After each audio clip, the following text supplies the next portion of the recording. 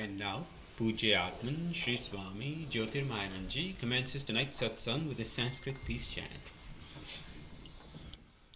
Om Purnamadaha Purnamidam Purnat Purnamudachyate Purnasya Purnamadaya Purnamevavashishyate.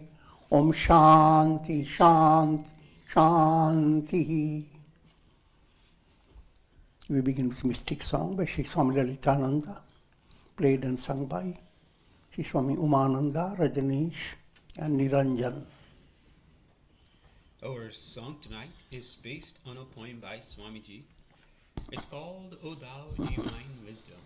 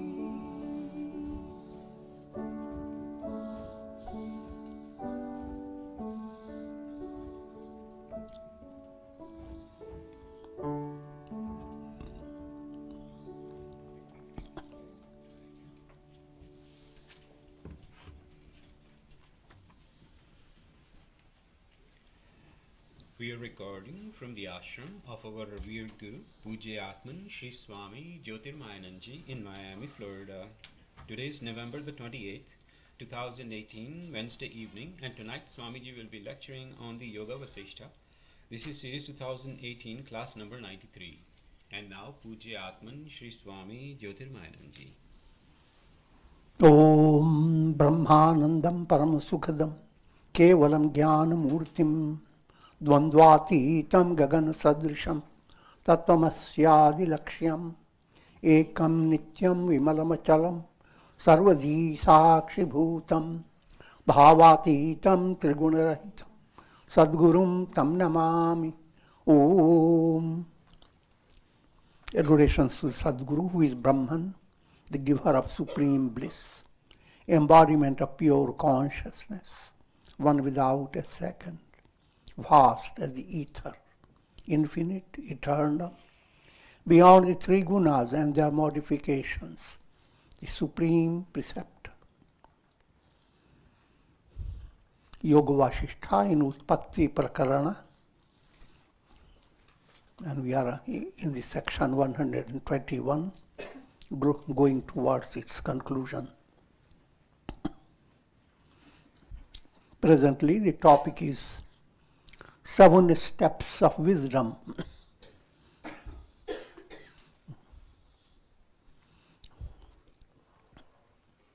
And continuing this topic, Sage Vasistha told Rama that all the Lavana story, the moral of the entire story is that Chandala is your mind.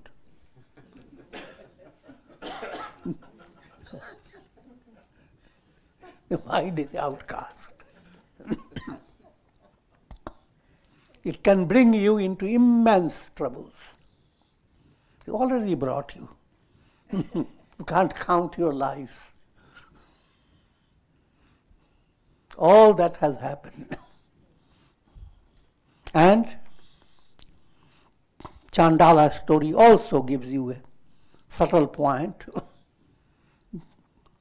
In the beginning, the king experienced all his Chandala life while seated on the throne. And when he came to his normal consciousness, he realized in his own mind that all that was an illusion.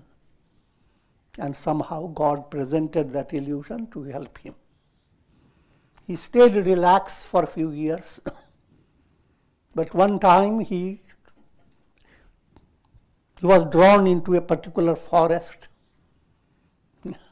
and suddenly he went on looking for what he had experienced. And his eyes became brightened when he saw the same trees and even the bones of animals he had eaten as a Chandala thrown around. He was more amazed when he began to recognize people who were very close to him. Of course, when he enters the village, the other villagers don't recognize him, but he recognizes them. And so much so, he sees his mother-in-law, who had one eye and a terrible look, grieving over her daughter and her son-in-law, speaking about how great that son was. He was a ruler, but so much in love with her daughter, he forgot all about rulership.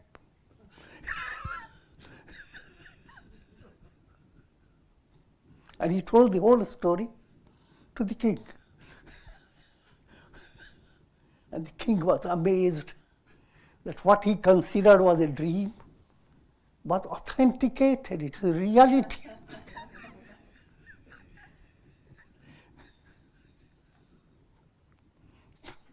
Sage Vasistha cleared his understanding that what you experienced as a dream, you are authenticated it in another dream.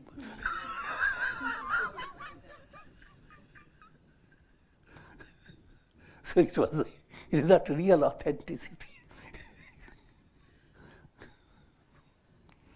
And that's a broader understanding. All that you dream of in your mind, and you think that you have realized your dream. That's what people do. You create your dream, your ideal, what you want. When you want at that time, it's just like a dream. And when you get it, you say, my dream has been realized.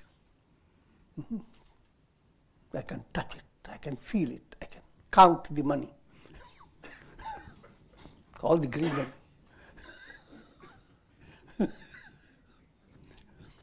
But what you don't understand, this is not authentication. You are seeing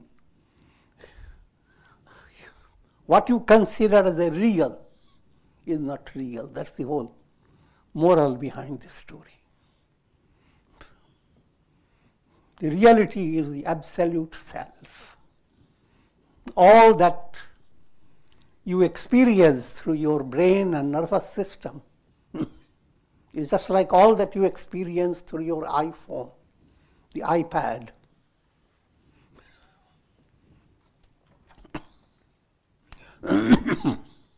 And all that you experience through your iPad, they blow away. And you don't even know where your iPad is. People are forgetful.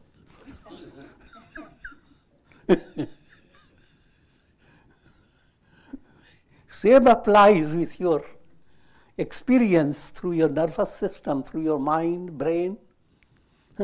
All that you experience suddenly drops off when you go from one embodiment to another. And you don't have to go so far, even during lifetime. Many of your experiences are completely blown out of your mind. And that is the predicament of all your experiences. There is nothing that can be exceptional to the rule. All is illusion, Maya.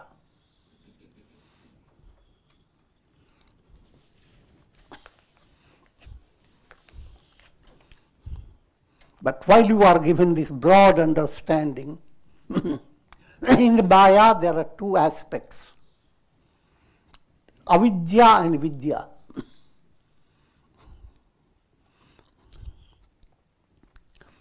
If you continue without good karmas and without spiritual guidance, then you are moving from darkness to greater darkness. If you are led by good karmas and satsanga, etc., they are moving from darkness to light. But there are many stages that you have to cross through. So all while you are crossing the forest, that's not your reality until you completely get out of it. So even when you are listening to the spiritual teachings, etc., they are still in the realm of Maya. But it's a better Maya that will lead you to Ananda Maya, full of bliss. Keeping that in view, now we go into the study and I will give you more and more. O Rama, keep this Chandala in the form of mind far away from your essential self. The Chandala is your mind. Because mind can strip you of all your glory. You are the divine self. But led by your mind, you are confined to the body and bones. Worse than Chandala story.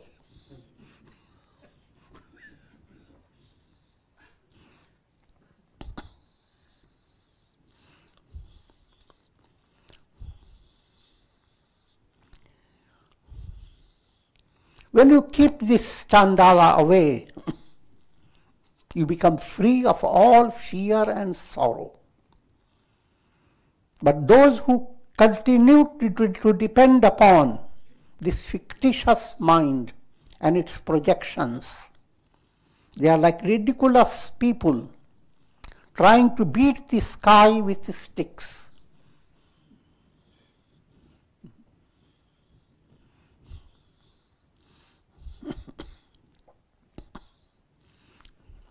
That again has a very broad meaning, beating the sky with sticks. Most times people create a lot of agitation in themselves. Why? Because they want to resolve their problem. But by creating agitation, you are not handling your problem. You are creating your problem. And yet you feel that you are knocking and smashing your obstacles. But you are not. You are just beating the sky, and the sky doesn't cry. Sometimes it seems you beat it and the sky cries up with the clouds. And tears come down through the clouds. But don't get into that illusion.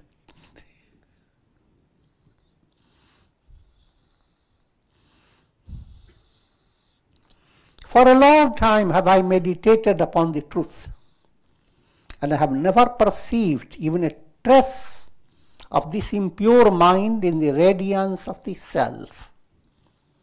This mind doesn't exist, and there is hardly any effort in negating it. Realize this and abide in the self. Speaking from a very profound point of view,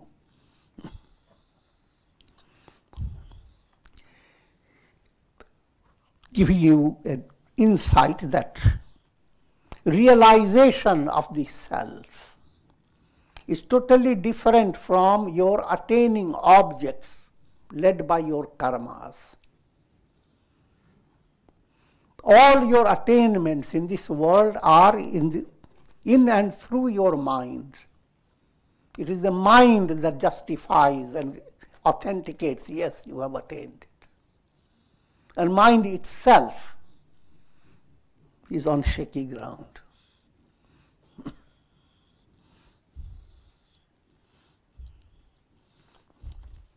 But the divine self is absolute reality. You don't create divine self by your sadhana. You realize the divine self which was already there.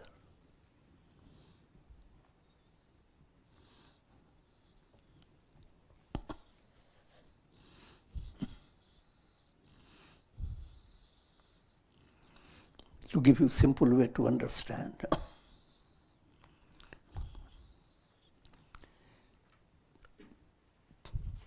All illuminations of the sun, if you go after them, they are beautiful rainbows, beautiful reflections, beautiful sights created by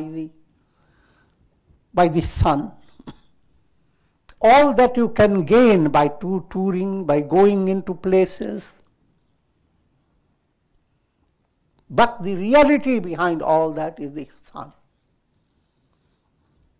That sun, if you realize it, then all these will become nothing.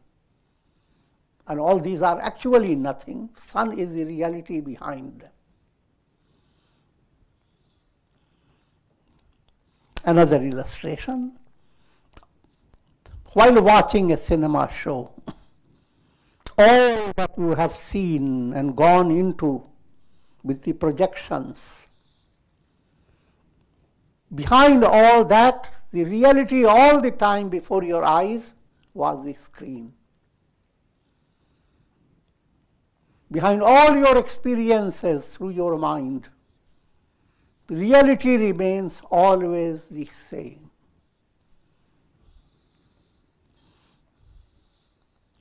That reality is beyond your mind. And every now and then, every time when you go to sleep, you are not with your mind. You move away in deep unconscious.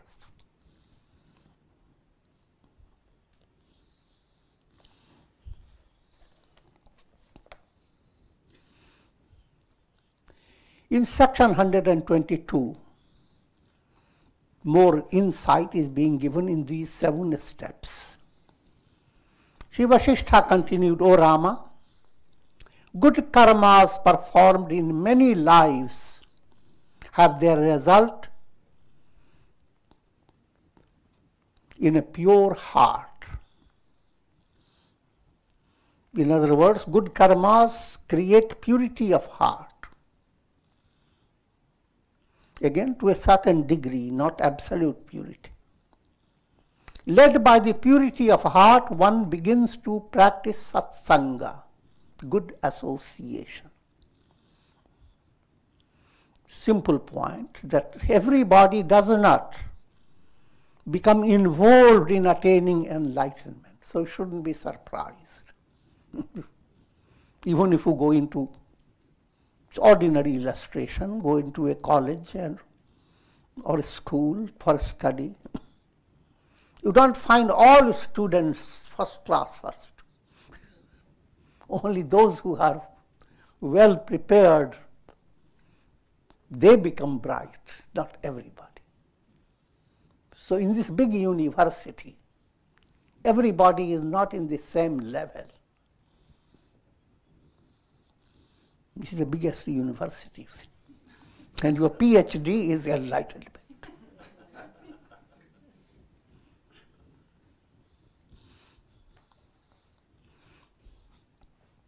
And let me remind you of this scriptural statement. 3 things are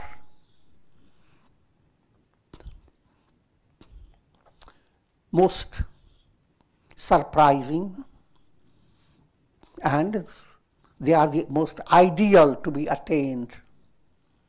Manushyatvam, mumukshutvam, mahapurusha sanshaya. To have human embodiment, that's the most wonderful attainment. Otherwise, as animals and birds, the scriptures will be important only to the extent the pages could be edible.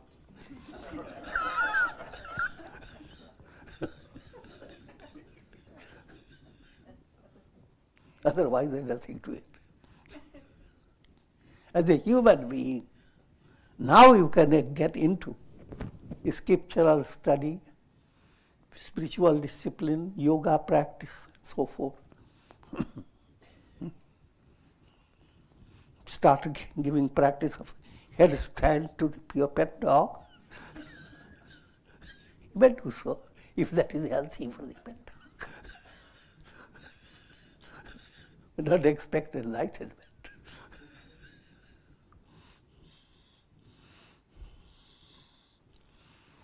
So, manushyatvam, that moral behind it, every human being must develop that sense of great thankfulness to God that your soul has come to have human embodiment.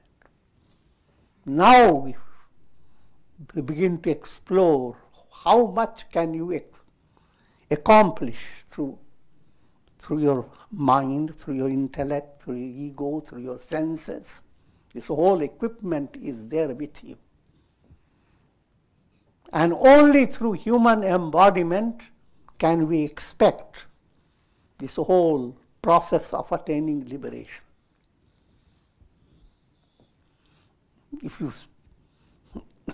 If you quote from scriptures that there were animals who attained enlightenment, it doesn't contradict what I'm saying.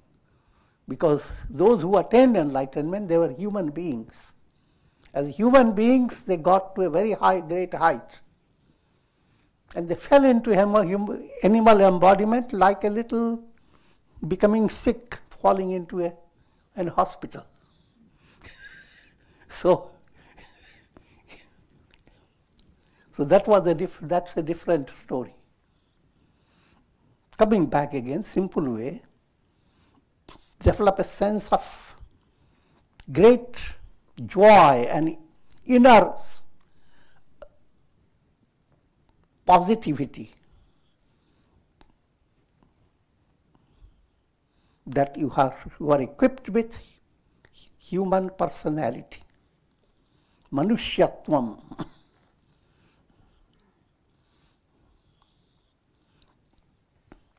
Next point, mumukshutvam. If you have utilized your human opportunity of human embodiment correctly, then you develop hunger for attaining liberation. Until then you suffer from dyspepsia.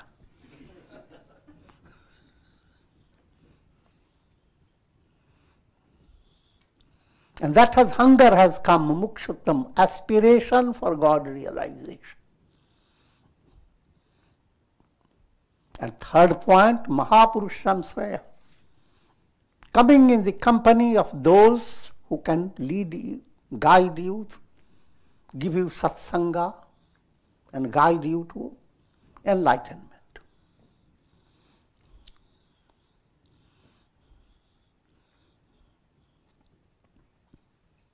All this begins with putting your attention to good karmas. How much can you be good and do good to others? That's your fundamental foundation of spiritual movement. Even if you are not involved with study of scriptures, etc., if you are just consider yourself a beginner, of course, nobody is a beginner, but then highlight being good and doing good. If you are just being good for yourself, then that's not good.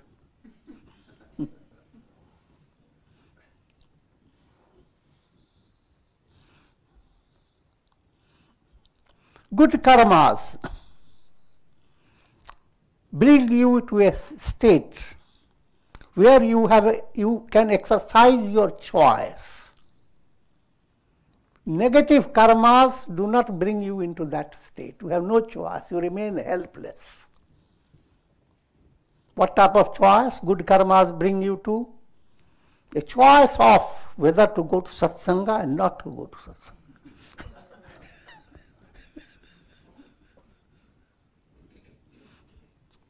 A choice, put in a profound way, between staying in the realm of cycle of birth and death, pursuing karmas, or using karmas, good karmas, for purifying the heart and moving towards enlightenment. That choice between sakamya and niskamya, actions performed with desire, or actions performed for purity of heart so that you attain enlightenment. That choice develops. Let me first make it clear for you. When you hear of these steps, don't start reflecting within yourself to which step you are. Because these steps are not mathematically placed. In botany, if you are studying a whole tree and all about it, many steps are described, from the seed, its germination, and all the nutrition, how the seed gathers from the earth, and many things, step by step, until the photosynthesis and many things. But poetry doesn't know all that. It simply grows.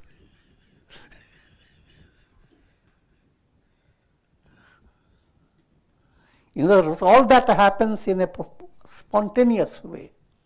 Also,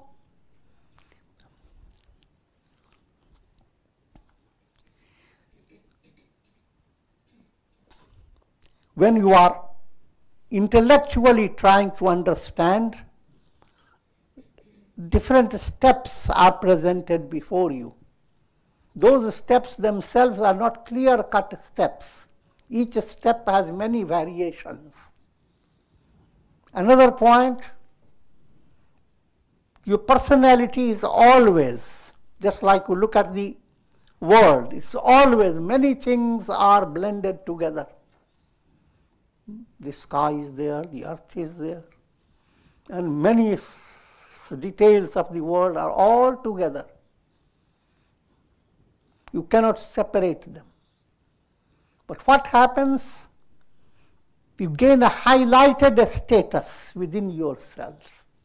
If you have been living with a sense of despair, helplessness, without hope, without controlling your mind and senses, now you gradually find success. But the previous setup doesn't go away. There will be moments or some shorter period of time when we swing back. A tree can shake. In shaking, it goes this way and that way. But that shaking does not mean the tree is moving backward, slipping back in evolution. It simply means tree is strong if it is not breaking at the root. In other words, shaking is perfectly good, because with each shake you learn lesson and it strengthens your root. But if shaking breaks you from the root, then that's negative movement. With sadhana, the ability to shake becomes easier, you become much more flexible in shaking. But all the time you are enjoying the root. The more the tree shakes, the more it draws nourishment from the root. So that is the description of spiritual progress. So don't become in despair. I've been practicing sadhana for a long time. Now what happened? Some negative situation happened in your life, in your family, and become miserable. What did all the sadhana do to me? You have not lost anything. So with that,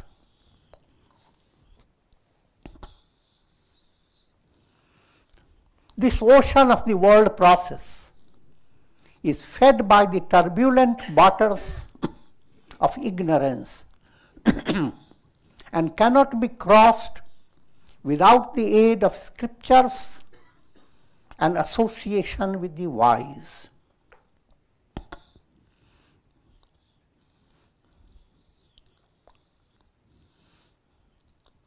Importance of satsanga, you see. The world can keep you completely in a state of distraction. Choosing the goal of your life, that requires a profound insight.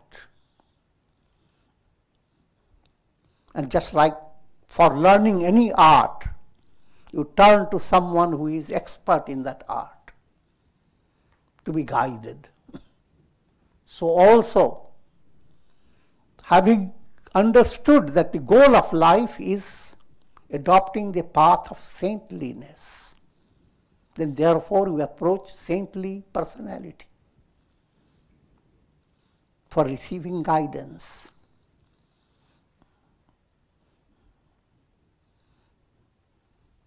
And get involved with the study of scriptures.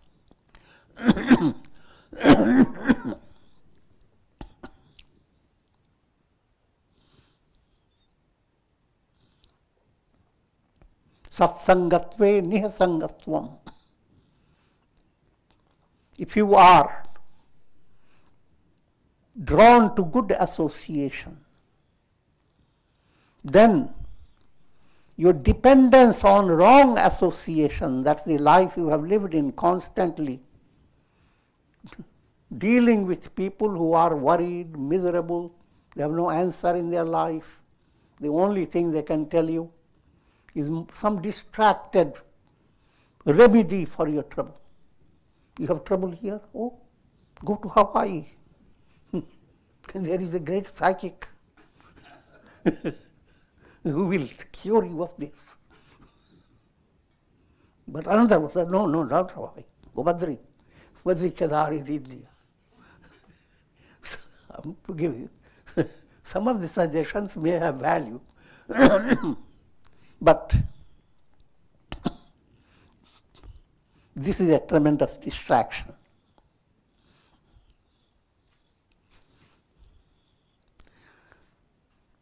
To avoid the distractions, satsangatve, satsanga goes on giving you a view of not running around in distracted way. Satsangatve nihasangatvam. You do not go after so many associations of the world. Nihasangatve nirmohatvam. The more you follow the right course, the mind is not gripped by illusions like smoke or mist. And once mist has moved away from your mind, nishchala tattvam, you see the goal. Nishchala tattve jivan mukti. If you have, your mind has focused itself on the goal, then in spite of varying situations in your life, your faith remains unshaken. You learn how to wait, watch. You never develop a sense of extreme boredom and frustration. But you have proper defined understanding that not a single positive effort ever goes in vain. And with divine within you, victory is, even if you don't like victory, you have no choice.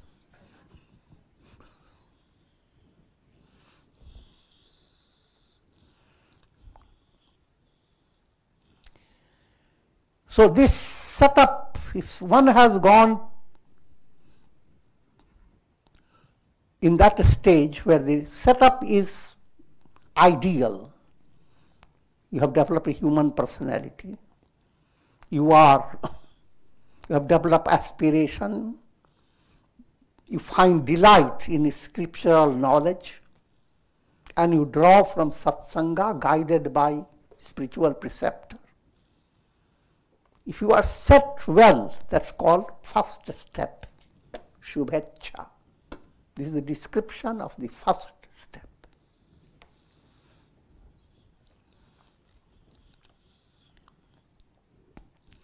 As viveka or discriminative knowledge continues to blossom, one attains the second step known as vicharana. Now, you begin to realize the amazing power of your mind. It's the same mind that has put you in this predicament, whatever you are. And that mind has the power to change all your predicament and put you into the state of spiritual progress leading to liberation. All your past has been created by your own mind. All the future that you dream of will be created by your own mind. And if you are highly advanced, you don't dream about future, but you envision the attainment of enlightenment, where mind itself is blown away. That whole process is called vicharana. Now as the mind becomes relaxed, a deep, profound insight is gained by you. Who am I? What is it all about? Normally, people don't think about it. They find themselves, they are getting progress, they are getting the desires fulfilled, and they have good relationships, etc. Of course, that ideal again is not easy to find. But suppose there is. But what happened to your sensitive understanding? Is this all that you want? Can it be forever? You are going to age. Every time you blow a candle away, it reminds you that you are aging.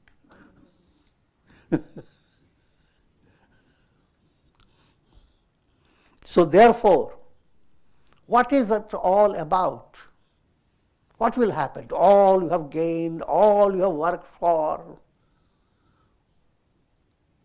Do you see anybody taking anything they have done when they pass on? So what is it, all that? And even a simple fear in your mind, how to face your old age and what will happen after. Do you work upon it? Sadhana, the spiritual movement, brings your mind towards these subtle points. If you don't understand it, don't focus your mind in resolving these subtle points, then you are living a shallow life. You go on living joyously until suddenly you become aware that you are aging, or you are a prey to certain disease. And then you don't know what to do. The whole world begins to slip away and you have absolutely no choice.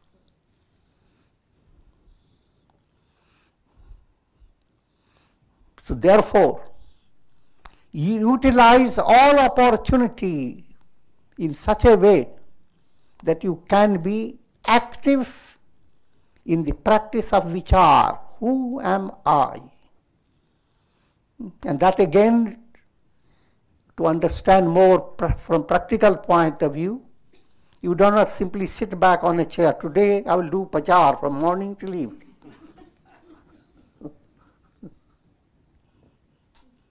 Will not eat any achar. Achar is pickle. Only do vichar.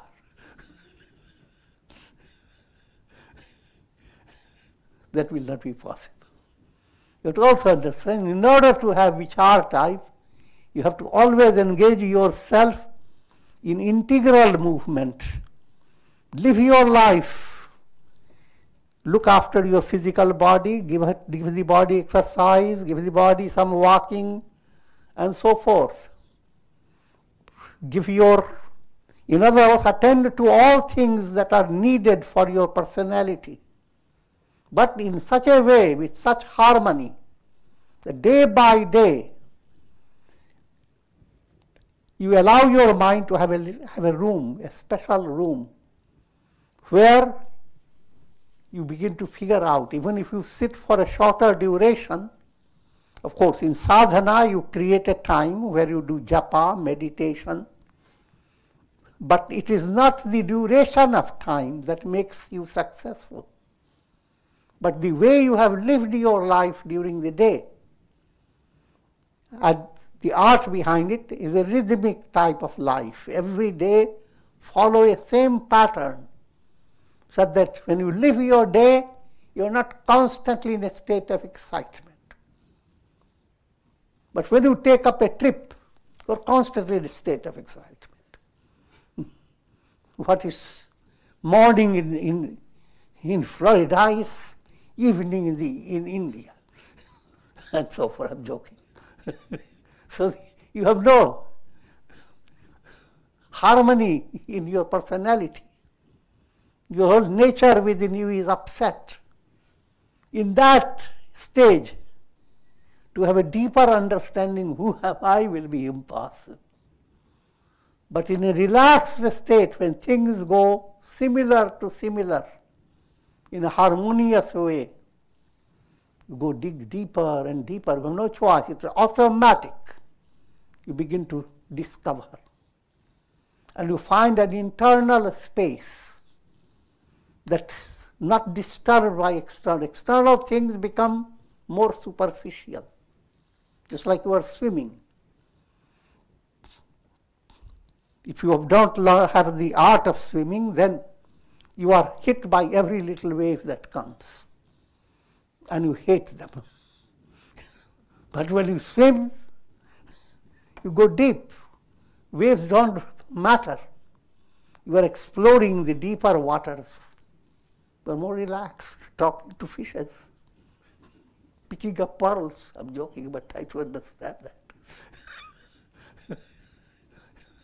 Same applies in sadhana.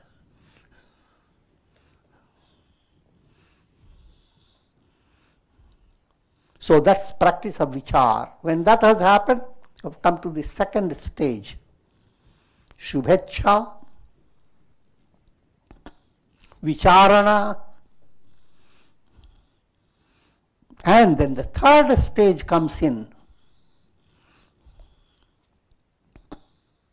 By taking recourse to right knowledge, one continues to annihilate the vasanas.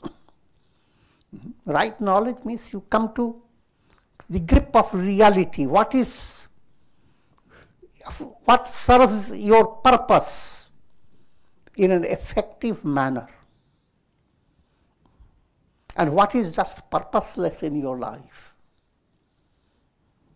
What brings real fulfillment and what brings illusory fulfillment.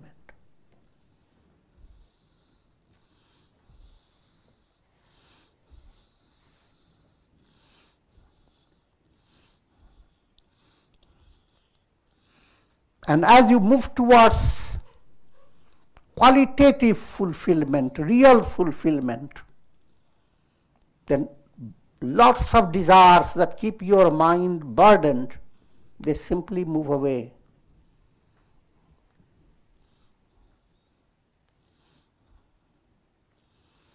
And to give you a little more detail, when you do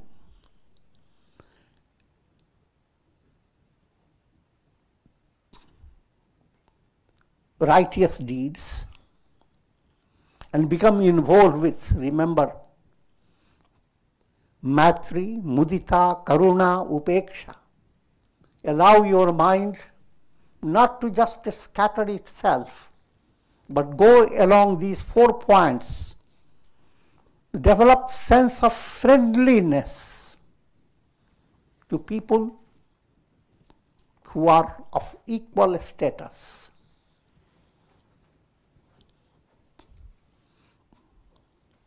And that has all the details. I'm not going into it now. And then mudita. You see anybody shining, evolving, be happy. That should inspire you to follow the footsteps. But if you are egotistic, you'll say, why should I follow his footsteps? He should follow my footsteps.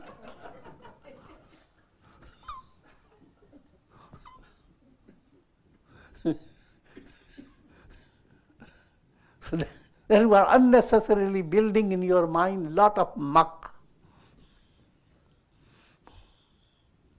So Maitri, Mudita, Karuna. And for majority of people who are struggling and they show up such negative personalities and they don't themselves know what they are, they become ridiculous. Have compassion. When you see your own children acting abruptly, and if you are a good parent, you show compassion.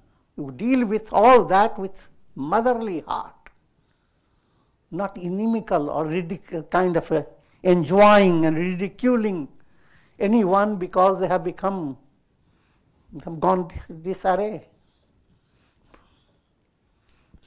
All this is profounder virtues, and they can't practice them in one day.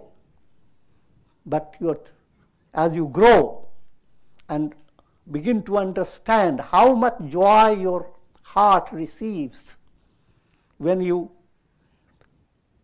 discard negative thoughts and negative feelings, when you begin to understand it by your own experiment, then it becomes an easy movement. Possessing a gracious heart that holds compassion towards all sufferings of the world. Sarve bhavantu sukhina. May all be happy. That's the saintly prayer from the Vedic tradition.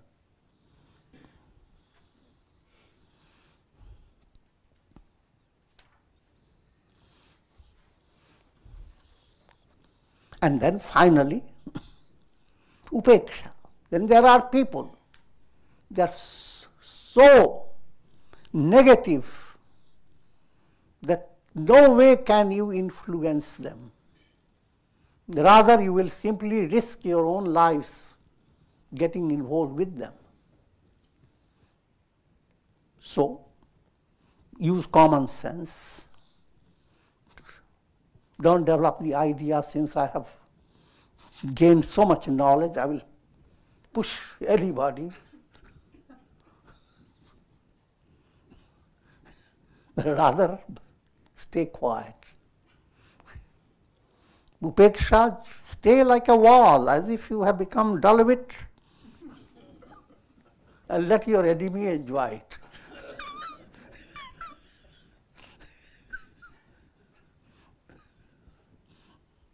So when you have developed these qualities, you are developing what is happening, your samskaras, impressions.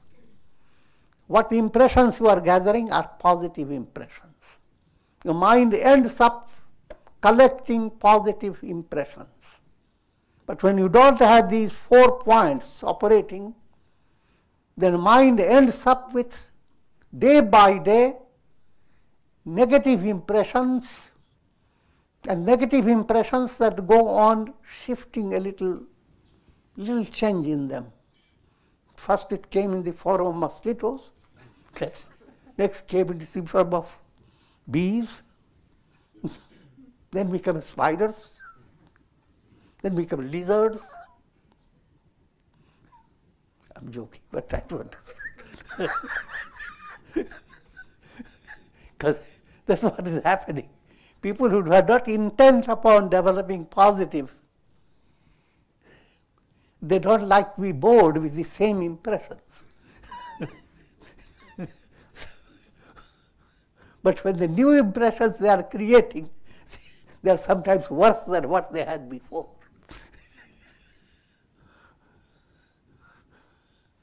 So don't fall into the trap of that illusion. Another point, which is of a positive nature, when you develop good impressions, you are gaining much more than you can imagine. Gain positive impression, positive movement, like opening a crack in your window. If you are in a very dark cave and there is window that as you open a crack in it, light comes in. Even if you have opened the crack just a needle point, a big effect has come into your dark room. Positive has immense power.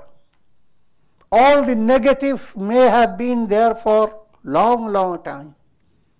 Darkness may have dominated your mind for a long time. But that darkness doesn't have that power. So that is a profound relief, that positive wins so fast that you can't imagine. Therefore, if you are following positive in a really positive way, you will not be counting how many karmas I have to burn.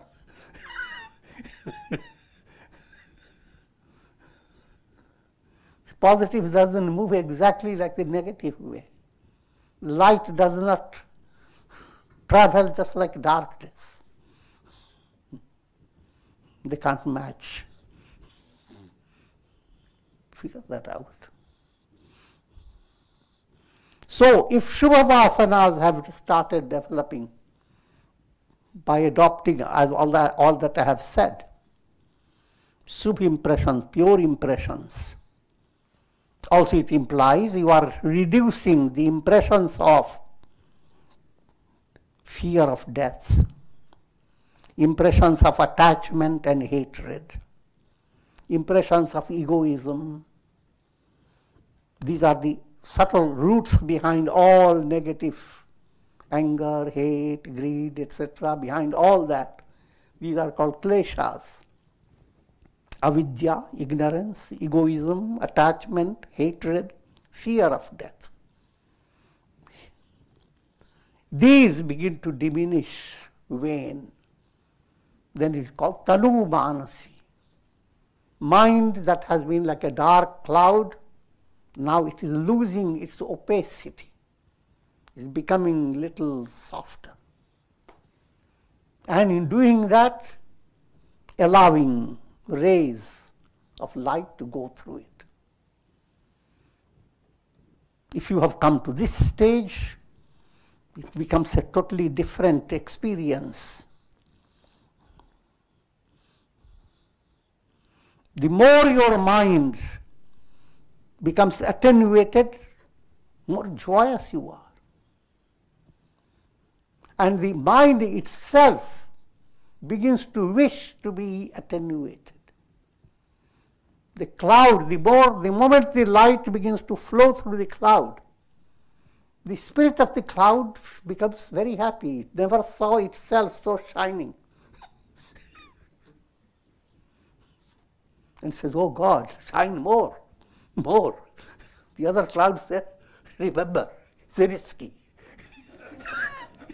You will die. You said, shut up.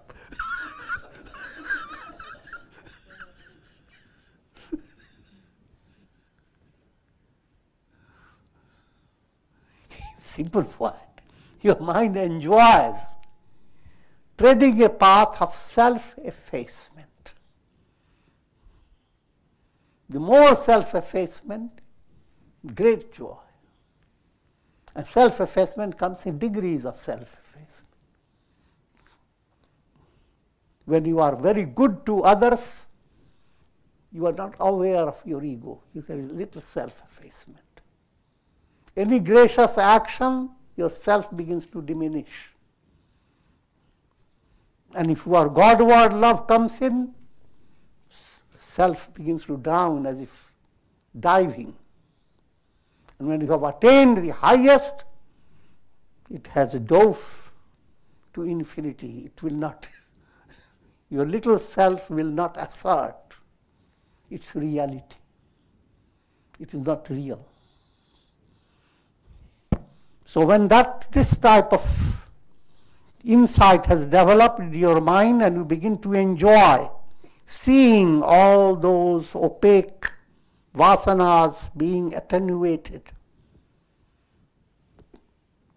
you have gained the third step, tanu manasi.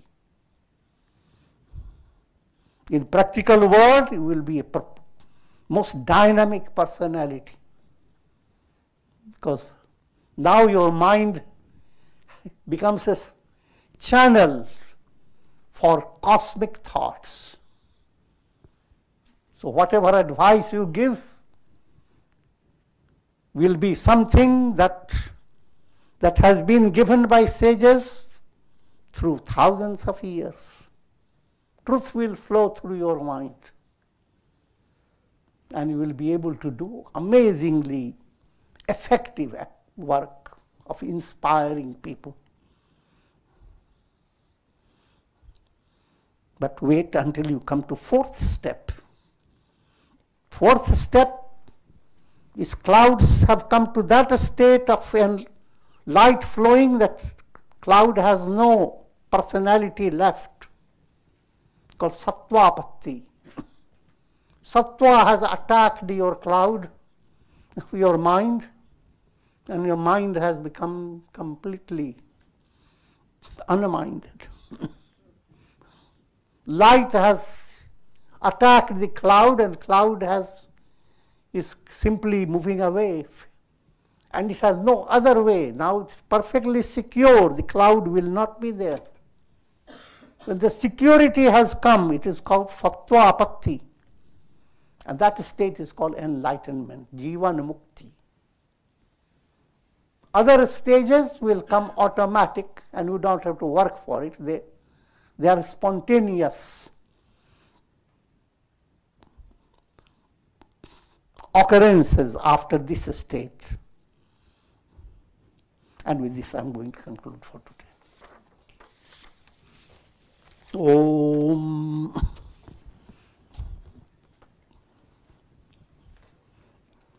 Om sarve bhavantu sukhinah, sarve santu niramaya, sarve bhadrani pashyantu, ma kaschid dukha bhag bhavet, asato ma sadgamaya, tamso ma jyotirgamaya, mrityor ma mritam gamaya. Om purnamadaha purnamidam, purnat purnamudachyate, purnasya purnamadaya, purnamevavashishyate. Om shanti shanti shanti. Om Hari Om.